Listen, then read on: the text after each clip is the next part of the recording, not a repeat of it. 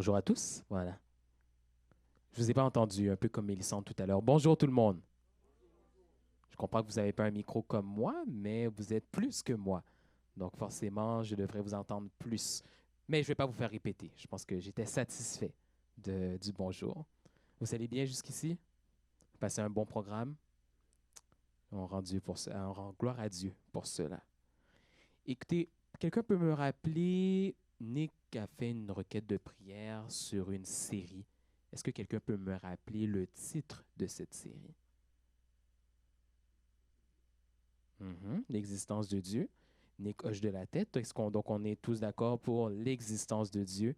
Effectivement, nous sommes dans cette série qui cherche par le biais d'arguments philosophiques, scientifiques et avec la Bible, de démontrer que Dieu existe.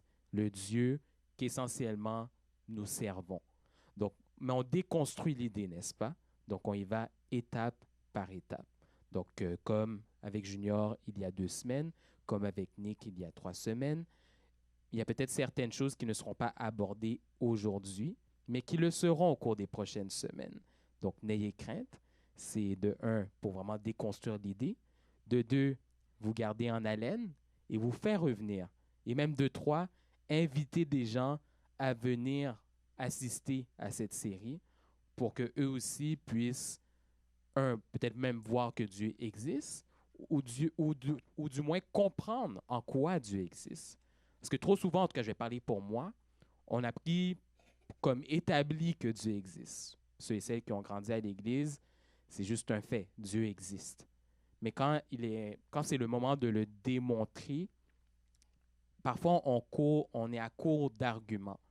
Et bon, oui, l'Esprit nous aide dans ces situations-là, mais je crois que Dieu nous encourage également à nous former pour être prêts dans ces circonstances-là également. Donc, je remercie également Dieu pour cette série. La semaine dernière, nous avons parlé, il y a 2 semaines, pardon, au dernier épisode, disons, de cette série, il y a 2 semaines, nous étions avec Junior et nous avons discuté de l'argument cosmologique Kalam, où essentiellement nous avons répondu à la question suivante: l'univers peut-il naître du néant? Donc, on a eu une très belle présentation de la part de Junior, de très belles questions, et à l'issue de cette présentation, on a pu voir qu'essentiellement, il faut qu'il y ait eu une cause pour que l'univers que l'on connaisse aujourd'hui ait existé. Ce matin, on va se poser une autre question, à savoir, on va explorer l'argument téléologique et la question qu'on se pose ce matin: l'univers aurait-il pu être créé sans intelligence?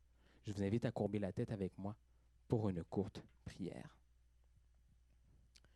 Notre Dieu, notre Père, nous voulons encore une fois te dire merci. Merci car tu es, comme l'a si bien dit Junior et Cédric dans la leçon de ce matin, tu es, oui, le Dieu créateur, le Dieu rédempteur, ce Dieu qui s'est fait chair et qui est mort sur la croix, mais tu es également ce Dieu qui est très proche de nous.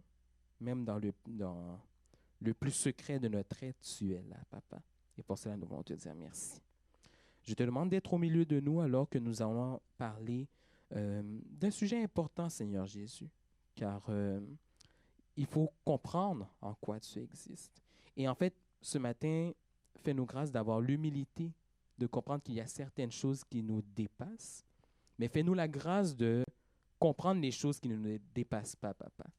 Dans le sens où, oui, on va le voir, tu as certaines caractéristiques qui font en sorte que tu es Dieu, mais en tant qu'humain, tu nous as donné certaines capacités de raisonner, de réfléchir, de penser.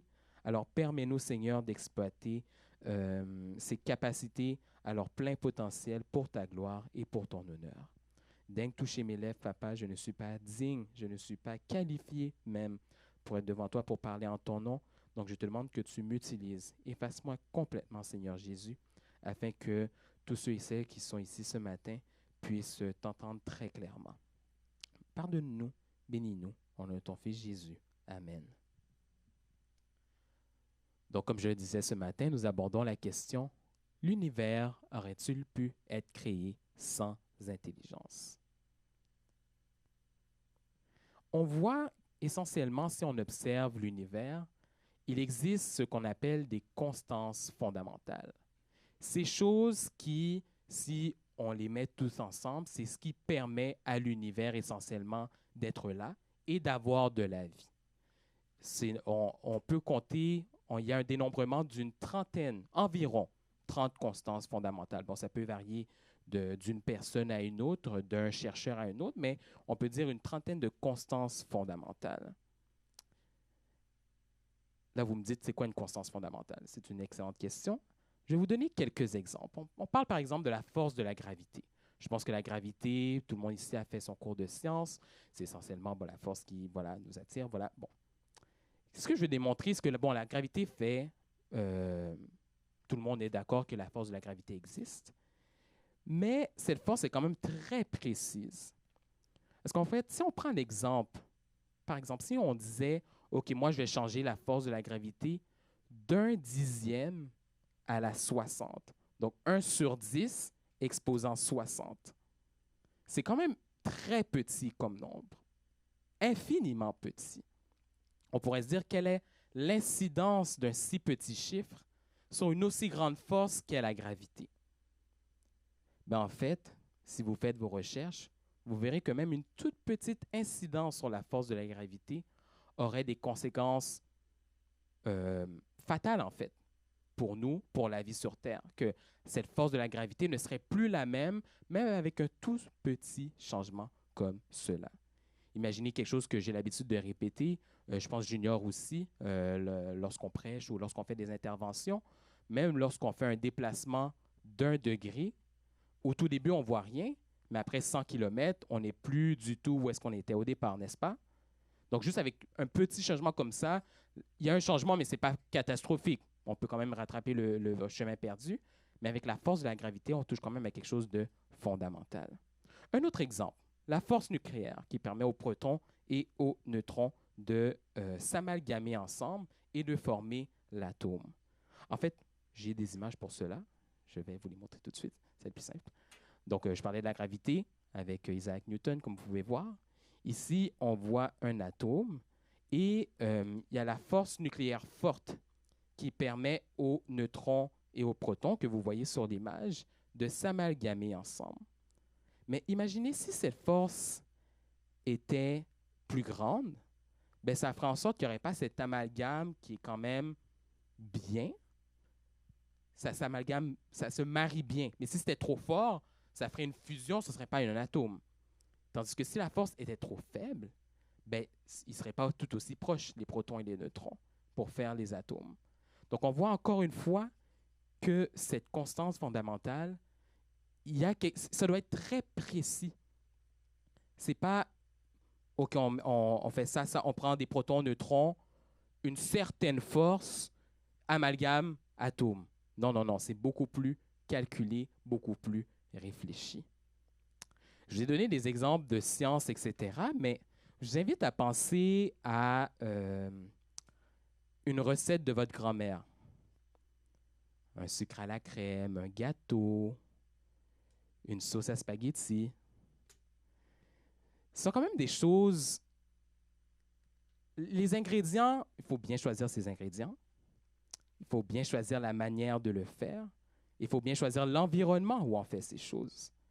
Car si on modifie qu'une seule constante, par exemple, on met trop de sel dans la sauce à spaghetti, ou on ne la laisse pas mijoter assez longtemps, le goût ne sera pas le même. Donc même, encore une fois, dans les petites choses de la vie, on remarque que ce n'est pas...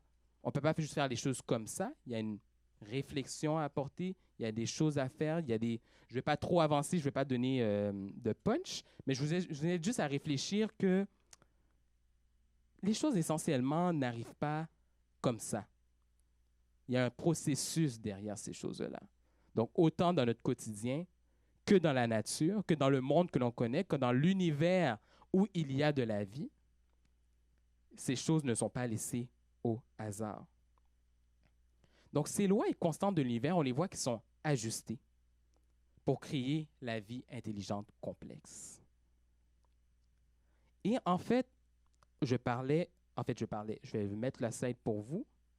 il y a cet argument que l'on appelle l'argument téléologique anthropique, qui veut dire essentiellement que pour avoir cette forme de vie sur Terre, ben en fait, il y a quelque chose qui l'explique. Ce n'est pas juste arrivé comme ça.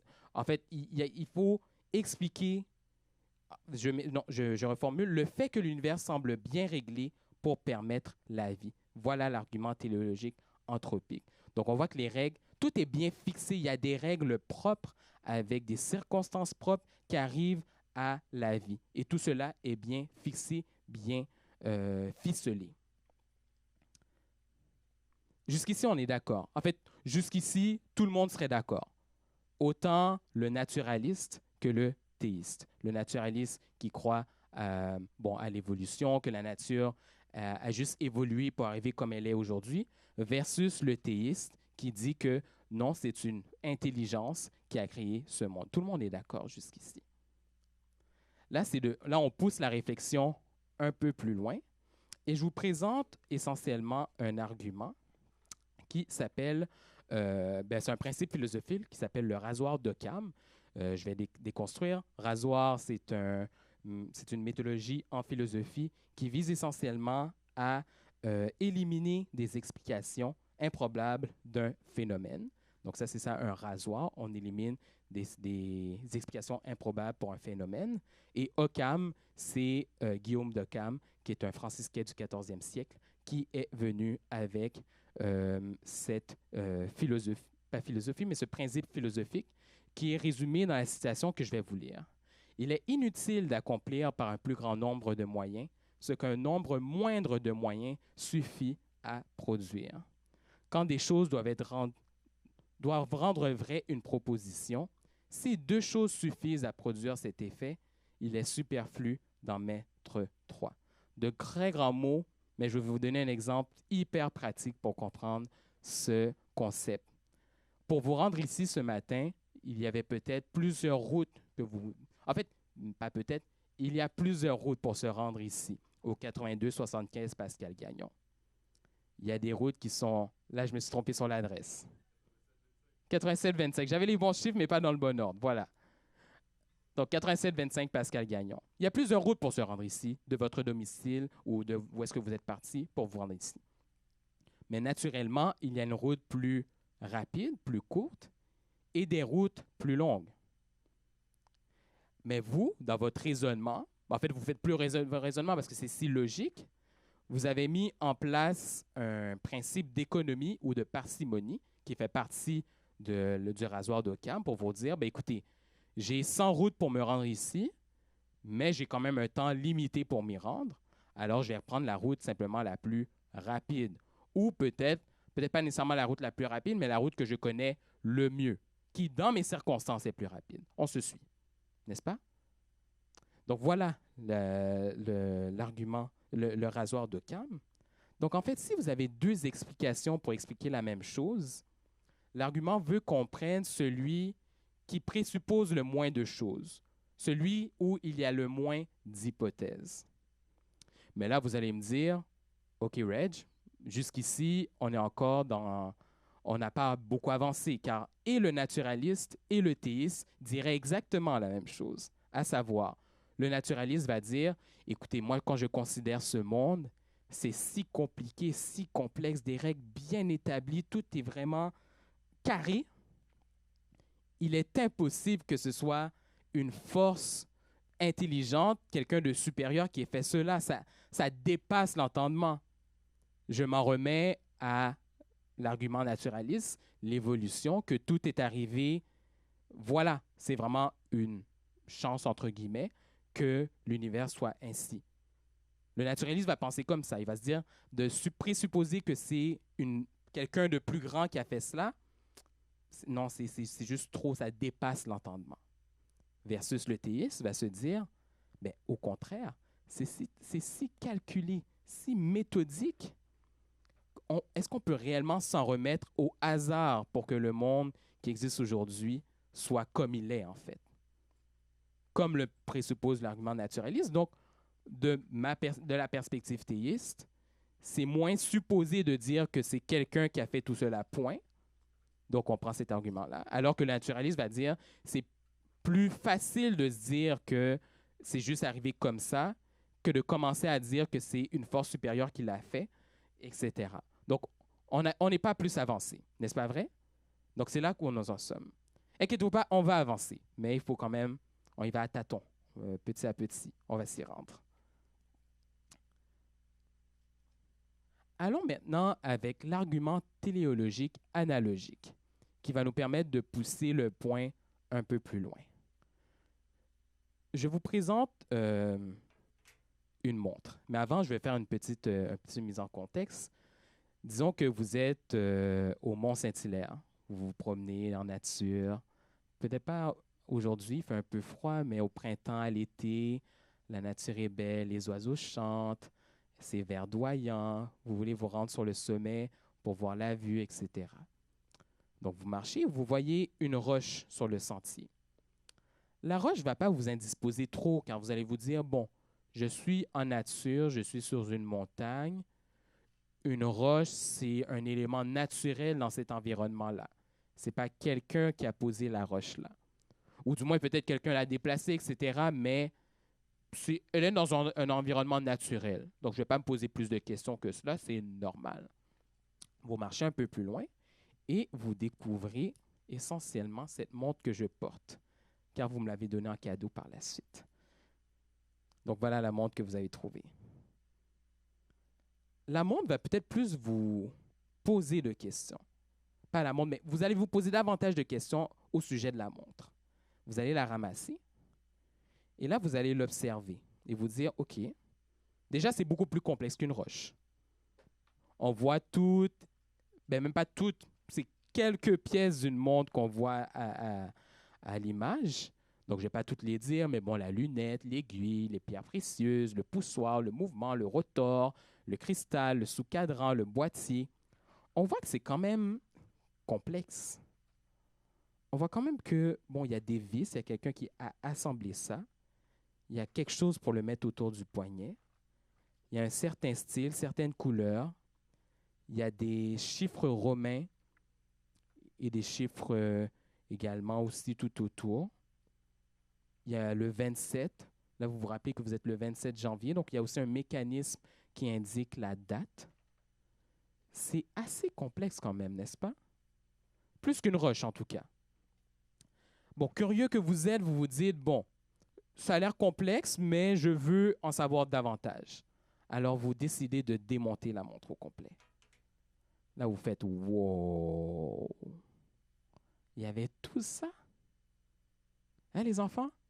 Dans une montre, là, il y a toutes ces pièces-là. Et même davantage. C'est fou, hein? Des petits trucs comme ça, là, qui a l'air si simple. Vous seriez capable de remonter la montre après tout cela? Non! Parce que là, démonter, c'est une chose. Mais là, de remonter, de s'assurer que tous les mécanismes fonctionnent, de s'assurer que telle vis est au bon endroit, que telle roue est au bon endroit, que ça fonctionne bien. Ça, c'est juste le montage. Déjà, le montage, c'est complexe. Mais la fabrication, de se dire, OK, je vais utiliser tel matériel parce que tel matériel a des propriétés élastiques. Je pense à l'acier. OK, le laiton ne rouille pas, c'est ce que je vais utiliser pour tel mécanisme, car si ce mécanisme rouille, la montre ne va pas fonctionner et ça ne va pas répondre aux objectifs que j'avais pour la montre. OK, j'ai besoin de ça, ça, ça. Il faut que ça monte l'heure. Il y a la date aussi. Il faut ajuster parce que, bon, on change l'heure, etc. Bref, vous voyez le point. La montre est un mécanisme très archi complexe. Donc, vous vous dites, bon, la roche peut-être était... Vous pensez à la roche que vous avez vue tout à l'heure, vous dites, bon, la roche, bon, OK, elle est peut-être arrivée comme ça. Mais la montre n'est pas issue de la nature. Assurément, il y a quelqu'un qui a dû la concevoir. Il y a dû avoir un artisan, un maître horloger qui s'est posé et s'est dit, OK, on va construire une montre aujourd'hui. Et qui a mis en place il a pris toutes ces pièces-là, les a mises ensemble pour faire ce mécanisme si complexe. Je vais vous lire une citation que je pensais avoir mise, mais peut-être pas. Donc, c'est pas grave. C'était essentiellement une citation que j'avais vue sur le site web où j'ai vu la première photo qui disait essentiellement que la montre est un objet complexe, que c'est quelque chose de compliqué, que c'est pas juste arrivé comme ça, que ça a été réfléchi. Là, vous me dites, bon, on parlait d'arguments naturalistes, théistes. Là, je vous parle de montre. Quel est le rapport? Mais comme la montre a été construite, on peut se dire, en regardant la montre encore une fois, bon, déjà, on s'est dit qu'il y a quelqu'un qui l'a faite. Elle n'est pas juste venue comme ça. Là, on doit se demander, mais OK, est-ce que la personne qui l'a faite devait avoir à tout le moins une volonté? Elle s'est réveillée un matin, elle s'est dit, bon, moi, je suis fatiguée de me fier sur le soleil pour voir quelle heure il est. Je veux savoir exactement quelle heure il est. Il y a eu cette volonté-là. Et l'intention que j'ai partagée, savoir quelle heure il est. Donc, volonté de ne plus regarder le soleil. Intention, savoir quelle heure il est. Et également, un dernier point, à savoir que cette personne a des connaissances aussi. Moi je ne peux pas le faire. Est-ce qu'il y a quelqu'un ici qui pourrait juste construire une montre comme ça? Moi, personnellement, je n'ai pas ces connaissances-là. Donc, je regarde cette montre-là. Je vois en cette montre qu'il y a quelqu'un qui l'a créée. J'y vois des intentions, un objectif et des connaissances. Et toutes ces conclusions-là qu'on vient d'avoir, il n'y a personne, je n'ai pas interviewé un maître horloger pour arriver à tout cela. Je n'ai pas rencontré le propriétaire de la montre, je n'ai pas rencontré le créateur de la montre dans la nature pour me poser toutes ces questions-là et en arriver à toutes ces conclusions. Mais c'est simplement par observation de comment elle fonctionne, en démontant tout le mécanisme, en voyant tous les types de pièces, leur composition et la manière dont ils fonctionnent, et nous sommes arrivés à cette conclusion.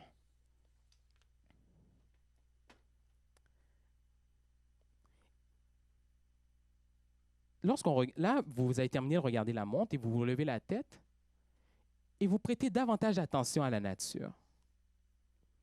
Commencez à voir le ciel qui est bleu, le soleil qui continue sa course. Là, vous dites, OK, le soleil. Mais le soleil est à une certaine distance de la Terre, environ 134 millions de kilomètres en moyenne. Car il y a certains points où la Terre se rapproche et s'éloigne du soleil. Là, vous vous dites, mais si le soleil était beaucoup plus proche de la Terre, il n'y aurait pas de vie, car ce serait trop chaud. Si le soleil était encore plus loin de la Terre, il n'y aurait toujours pas de vie, ce serait trop froid. Là, vous voyez les arbres, tout ce processus de photosynthèse, les racines. Moi, je ne suis pas un gars de science, donc moi, je vais me limiter dans mon explication à ce que j'observe, mais je ne suis pas un scientifique, mais je pense qu'on a tous quand même cette base pour se dire, OK, il y a tout ça, c'est si complexe, c'est si compliqué. Est-ce que c'est réellement arrivé comme cela? Ou un peu comme la montre, on peut y voir dans la nature, dans tout ce qui nous entoure, ces constantes fondamentales dont on parlait plus tôt, toutes ces règles qui régulent la vie, la croissance. Ça nous amène quand même à une certaine conclusion, à savoir que, il y a peut-être quelqu'un derrière cela, une intelligence. Et pour les mêmes principes qu'on a appliqués pour la montre, on regarde le monde, on se dit, OK, on parlait de recettes tout à l'heure. Pour avoir une recette, il faut des ingrédients. Donc, on regarde un peu tout ce qui nous entoure, etc. Il faut la préparation, la cuisson et un environnement pour que ce qu'on prépare existe. Trop chaud, si c'est trop chaud, ça peut fondre, trop froid, etc. La vie, c'est exactement ça. On regarde toutes ces choses qui se sont mises ensemble, comment elles se sont mises ensemble et comment la vie subsiste encore. Et on se dit, ça ne peut pas être le fruit du hasard. C'est trop calculé, c'est trop même mathématique, il y a des formules mathématiques. Encore aujourd'hui, il y a des chercheurs dans les universités qui ont des chaires de recherche, des chaires de recherche, qui en font un travail d'une vie d'étudier un élément très spécifique concernant la terre argileuse du bas du Saint-Laurent. Et ça, c'est un élément très précis de la nature. D'autres s'intéressent au sable, d'autres s'intéressent aux feuilles, d'autres s'intéressent aux rochers, etc. Et pour des petits éléments, à chaque jour, on voit que les gens progressent dans leur connaissance de la nature. N'est-ce pas là un autre argument que peut-être, est-ce réellement le fruit du hasard? C'est la question qu'on peut se poser. Je parlais de volonté, d'intention et de connaissance tout à l'heure. Donc, en fait, essentiellement, ce que je viens de dire, mais pour revenir à ce qu'on disait plus tôt, la vie en 3 étapes, les constantes fondamentales, le contexte qui permet à la vie d'exister et l'environnement pour que la vie demeure.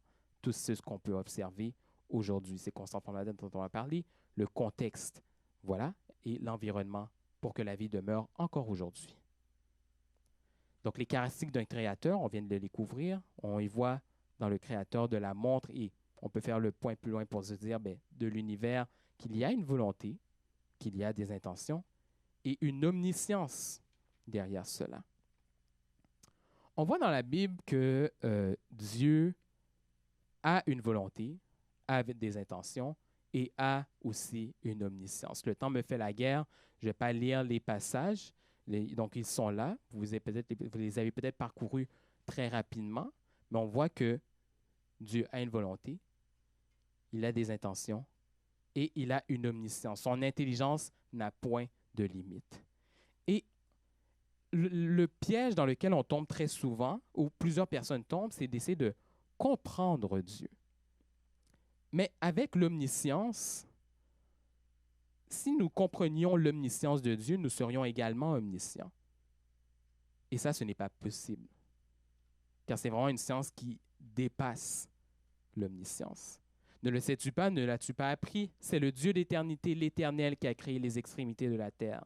Il ne se fatigue point, il ne se lasse point. On ne peut sonder son intelligence. Comme je le disais plus tôt, il y a certaines choses qu'on ne peut pas comprendre, non pas parce que c'est mystérieux ou etc., c'est juste que ça nous dépasse. C'est trop pour nous. On est limité, mais il y a ce Dieu qui a créé tout, qui, lui, est potentiellement illimité. Je ne vais pas m'avancer plus loin, mais on se pose encore des questions à ce stade-ci. On se pose encore des questions.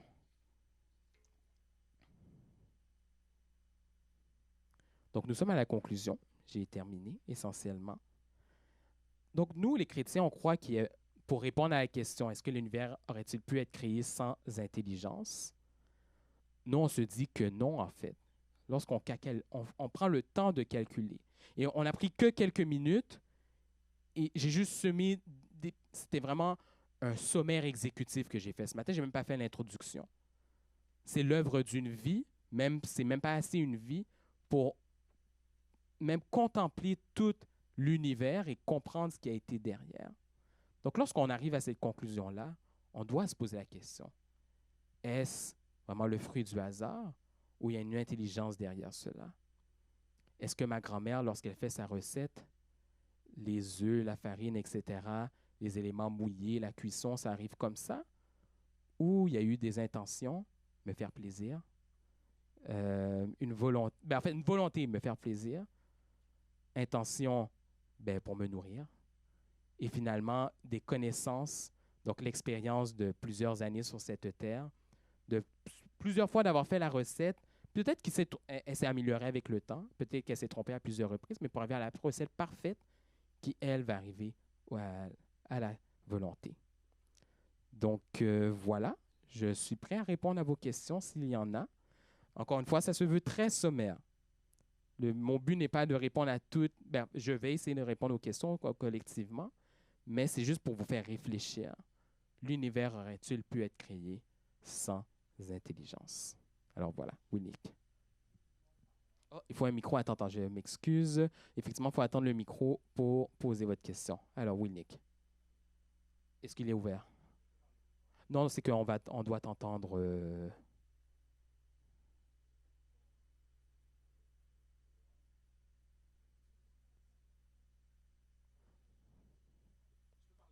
Oui, je répéterai ta question le cas échéant. Voilà. N'importe quel aspect on va dire, la montre aurait pu être créée par hasard. C'est juste que la probabilité est vraiment presque à zéro. Mais techniquement, si un athée viendrait et dirait, tu amènerais l'argument que c'est pas possible que la montre soit créée par elle-même, techniquement, dans l'univers, l'explosion par hasard, c'est sûr que ça arriverait dans des milliards et des milliards et des milliards et des milliards et des milliards et des milliards et des milliards et des milliards d'années. Mhm. Mais techniquement parlant, c'est techniquement plus ou moins possible que par hasard une montre se crée. C'est juste que, est-ce que c'est logique de croire à ça? Ou est-ce que c'est plus logique de croire à un théiste qui aurait pu créer l'affaire? Je vais juste faire l'avocat du, du- de, de, de l'opposé. Tu veux répondre, Nick, ou tu as une autre question? En fait, est-ce que c'est vraiment ce que les scientifiques disent? Parce que les athées, les grands scientifiques cèdent ce point-là. Dans aucun argument, est-ce que c'est dit parce qu'ils savent, en effet, ils sont d'accord avec le point que une montre n'aurait pas pu surgir comme ça. Ben, tu veux dire une montre ou l'univers? Juste la montre. Une montre, une montre. OK, une montre, mais pas Oui. l'univers. Ils sont d'accord que c'est... Non, mais parce que le point de Nick, c'était est-ce que, est-ce qu'une montre aurait pu ressurgir de la nature comme OK, ça? oui, oui. Puis l'athée, le scientifique va dire non. OK. J'ai regardé une vidéo de Neil deGrasse Tyson, puis il expliquait comment si tu prenais une pomme puis tu mettrais dans une boîte, après le temps, ça pourrirait, après ça se transformait en énergie ou quoi que ce soit. Puis il disait que sur une assez longue période de temps, l'énergie pourrait, à un certain moment donné, se reformer en une pomme encore. C'est juste que c'est très, très, très, très peu probable, mais ça, c'est ce qu'il a dit. C'est pour ça que je suis en train de dire qu'ils croient techniquement que c'est possible qu'un monde soit créé, c'est juste qu'ils savent que logiquement, ça prendrait beaucoup de temps. Mais même à là, comme tu as dit, je suis sûr que la majorité des scientifiques iraient plus avec l'idée que c'est pas vraiment probable.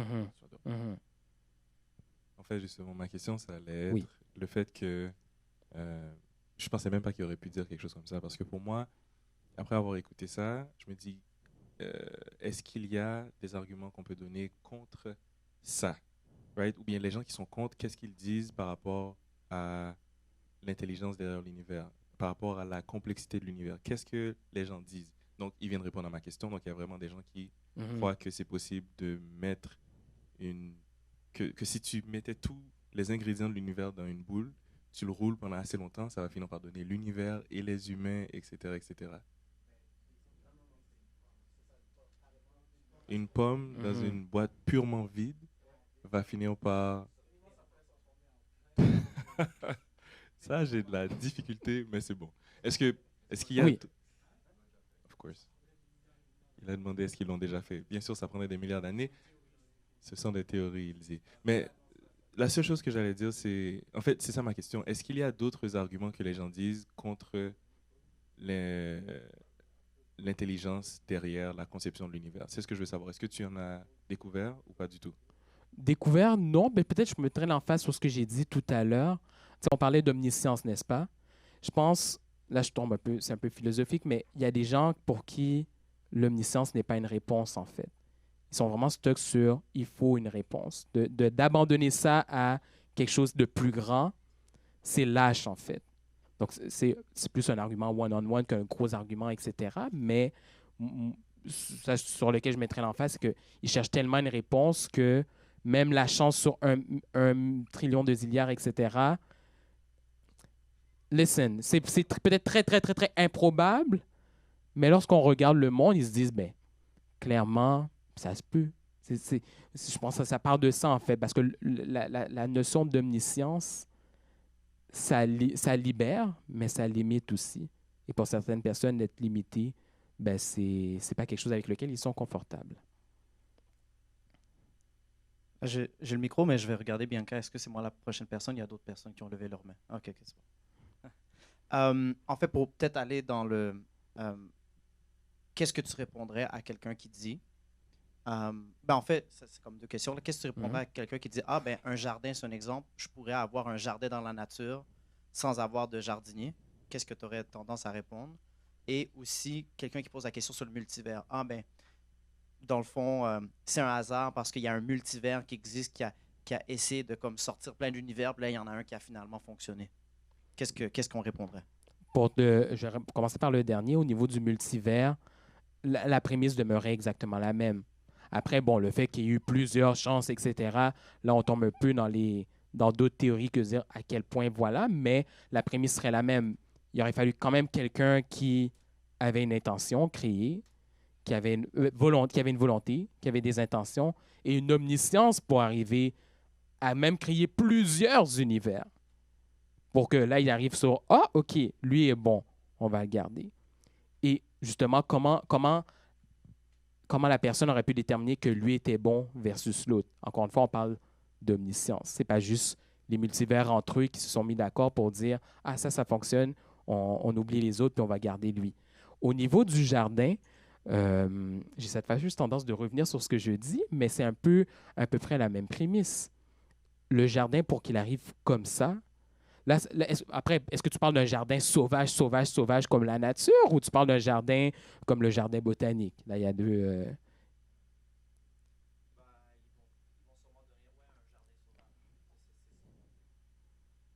Ben, l'arbre, comment l'arbre est arrivé, comment les graines de fleurs sont arrivées là. Il y a quand même un écosystème derrière ce jardin sauvage-là qui est régi, encore une fois, par des constantes fondamentales. Donc, encore une fois, est-ce que ça se peut que sur une chance sur des millions de trucs, ça se soit arrivé? Oui. Mais encore une fois, c'est se battre pour trouver l'explication. Moi, je trouve qu'il y a laisser aller puis se dire il y a une force derrière qu'on n'a même pas définie aujourd'hui. Hein? Oui, on a parlé de Dieu, mais on n'est même pas encore là. On dit juste qu'il y a une intelligence. Les francs-maçons, c'est le grand architecte, par exemple. Donc, voilà. non, mais c'est vrai, plusieurs personnes le définissent. J'ai utilisé les exemples des maçons, là, mais dans d'autres religions, d'autres courants de pensée, ou même juste des personnes qui ne sont pas nécessairement croyants, mais qui vont dire, ouais, l'univers s'est créé, tu vois. J'arrive pas à définir qui, comment, pourquoi, mais il y a cette force au-dessus qui a créé. Donc, je ne sais pas si j'ai bien répondu à ta question. OK. Junior, ensuite Caroline. J'ai pris ton travail, Bianca, je m'excuse. En fait, juste petit commentaire, je ne pense pas qu'un jardin sauvage existe. Si c'est un jardin, quelqu'un l'a planté, quelqu'un a travaillé dessus. Quand tu as posé la question de quel type de jardin est-ce qu'on parle, je pense que dès que tu dis jardin, c'est vrai. Il faut qu'il y ait un certain ordre, right? Mm-hmm. Quelqu'un l'ait organisé, puis vu que c'est un jardin, est-ce que c'est possible que de nulle part, la nature s'arrange pour qu'il y ait une ligne de rose? Mm-hmm. Pourquoi pas? 3 lignes de rose, OK, 45 qui forment une fleur vue d'en haut, ça m'étonnerait. Mm-hmm. Mais c'était juste un commentaire. Ma question à moi, c'est juste, c'est quoi la différence entre volonté et intention dans la manière dont on en a parlé? C'est-à-dire qu'il faut qu'il y ait une volonté pour l'univers, il faut qu'il y ait une intention pour l'univers, puis ensuite, le troisième, c'était l'omniscience ou les connaissances. Mm-hmm. Mais j'ai l'impression que volonté et intention, c'est la même chose. Si tu peux me faire la petite différence. Bon, bonne question. On peut le prendre par le sens inverse pour mieux comprendre. Donc, on parlait de volonté et d'intention. Nous tous dans la salle, nous avons de très bonnes intentions pour le monde. Nous voulons devenir riches, nous voulons changer le monde, nous voulons partager la bonne nouvelle de Jésus, par exemple, si vous êtes chrétien. Mais très souvent, là où le bas blesse, c'est dans la volonté. Pour faire tout ça, il faut avoir un horaire quand même bien régulier dans sa vie. Il faut faire de l'exercice, passer du temps avec Dieu, etc. Donc, l'intention est là. Si je te pose la question, Junior, veux-tu faire le plus d'argent possible? Je ne vais pas te prêter les intentions, mais on prend une personne générale dans la rue. La personne serait comme oui. Mais là, OK, mais si je te dis que il faut que tu fasses X, Y, Z tous les jours pendant 15 ans pour arriver à ce résultat-là, tu vas me dire, bon, l'intention est là, mais peut-être pas la volonté. Donc, si on revient au départ, mais il faut qu'il y ait ce besoin pour arriver à certaines intentions. Ce serait là la distinction entre volonté et intention. Caroline. Mais moi, ça revient un peu. C'était plus une réponse par rapport à Nick. Dans le sens où, s'il dit le jardin comme sauvage, là, en fait, c'est juste la nature, c'est pas une création de l'humain, tandis que versus la montre, c'était pas là. C'est nous. Ben, c'est une intelligence, un humain probablement qui l'a créé, versus le jardin, non. Je veux dire, c'était là avant nous, c'était comme... Fait que c'est juste ça. C'est le seul commentaire que je dois faire. Donc, une omniscience, une connaissance qui est derrière cela, en fait. Kétia, c'est toi qui avais la question? Parfait. C'est pas vraiment une question, c'était plus, comme on va dire, une réflexion par rapport à la question de Junior d'enfant. Quand il a demandé, en fait, je me posais ces questions-là aussi, intention et volonté. Je me demandais si d'enfant, ce serait correct de dire que l'intention, c'est vraiment plus le dessin, la vision de la chose, puis la volonté, c'est vraiment de décider de le mettre en action. Oui, on est là. Oui. La volonté, c'est le moteur. L'intention, c'est le volant. Oui, Nick.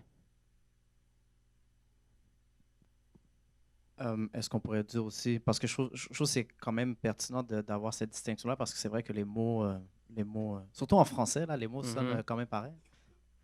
Mais est-ce qu'on pourrait aussi dire volonté, c'est d'avoir un désir de quelque chose, désirer, avoir une volonté, tandis que intention, c'est être intentionnel, de faire des choix, des décisions, de planifier, sort of thing. Mais volonté, ça serait plus comme but, parce que tu désires quelque chose, c'est plus un but, tandis que intention, c'est que je mets des choses ensemble pour atteindre ce but-là. Ah, intéressant. C'est ça, c'est être intentionnel. C'est pas, j'ai un désir, puis là, je fais des choses au hasard. C'est de mettre les choses ensemble pour que tout concorde d'une certaine façon. Est-ce que, admettons, l'humain a été créé avec... on a été créé, admettons, précisément avec des yeux pour voir. Alors, il y avait de l'intention de vue, pas juste d'avoir un humain, mais un humain qui voit. C'est comme aller plus loin. Là. Ouais. Oui, je pense que la volonté, le désir, un peu la vision, en fait. On parlait de vision. Je pense que la vision part de la volonté. Ce serait peut-être la très, très, très dernière question. Très rapidement, Jerry. Je vais mettre un peu de bisbille parce que ça se peut que ça soit une question qui me demande une grande réponse, là. Mais en fait, c'est que on parle de le fait que l'univers a été créé avec une intelligence. C'est ce qui explique l'ordre qu'il y a là. Moi, j'aimerais savoir, dans la Genèse, quand Dieu dit que tout cela était bon, j'imagine qu'il parle du fait qu'il avait tout créé selon un ordre particulier. Jusqu'à quel point qu'on peut, dans ce système-là, dans cette réflexion, jusqu'à quel point on peut rentrer la question du mal, puis jusqu'à quel point le mal a un peu défait cette intelligence, ou comment Dieu a réarrangé son intelligence pour faire convenir Satan et le mal dans cet ordre-là. Très grosse question, effectivement. Je vais lancer une petite piste, mais beaucoup des éléments que tu mentionnes seront répondus au cours des prochaines semaines. Mais pour les fins de notre présentation d'aujourd'hui, si par exemple, on prend l'exemple de la montre que j'ai ici, si je te l'emprunte et que, elle tombe dans les escaliers, tu la fais passer à la machine à laver, tu fais rouler ta voiture dessus, puis tu me la ramènes toute cassée, là. Est-ce que ça change tout ce que j'ai dit plus tôt, à savoir que le créateur de la montre avait une volonté, des intentions et une omniscience? C'est ce que tu en as fait qui est différent du but initial. Mais le but initial demeure malgré tout. Donc, c'est là que je te dirais par rapport au bien versus le mal. Si on prend Dieu, il a créé le monde avec une intention, avec une volonté, des intentions et son omniscience. Mais après, on voit très rapidement que l'humain a décidé de faire autre chose que la volonté de Dieu. Mais ça, en soi, ça ne change pas la volonté de Dieu. Merci beaucoup. Donc, je vais prier et ensuite les chants pourront s'avancer pour le chant final. Notre Dieu, notre Père, nous voulons te dire merci. Merci de cette opportunité que tu nous as donnée de mieux te comprendre ce matin, de mieux comprendre comment d'autres perçoivent la création de cet univers. Et je te prie que tu nous permettes, Papa, d'approfondir encore davantage nos connaissances. Permets que ce matin soit seulement une mise en bouche et qu'à la maison, au cours des prochains jours, des prochaines semaines, on puisse en creuser encore davantage afin que cela puisse, oui, nous permettre de peut-être débattre, mais d'abord et avant tout nous permettre d'augmenter notre foi et nous permettre, Seigneur, d'apprécier encore davantage ta volonté, tes intentions pour nous et d'apprécier encore plus ton omniscience, Papa. Fais-nous grâce en cette journée de sabbat. Permets-nous de passer un bon moment à échanger avec la collation et pour le reste de la journée au nom de ton Fils Jésus.